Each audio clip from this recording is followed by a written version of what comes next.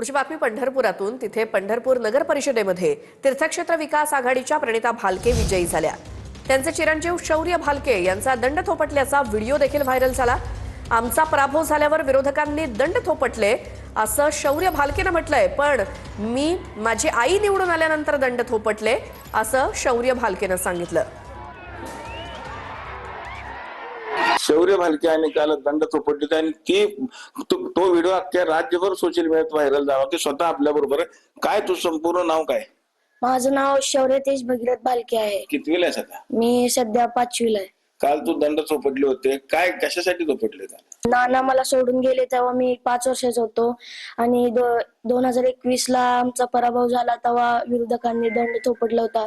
2024ला देखील त्यांनी दंड थोपटला होता. म्हणून मी आज नानांच्या आठवणीत आणि माझी आई निवडून आली म्हणून मी दंड थोपटला. फोटो काय नानांनी कुठलं काय तुला फोटो दिला? तुझ्याजवळ कुठला फोटो आहे? हे नानांनी मला पहिल्यांदा लंगोट बांधलेला.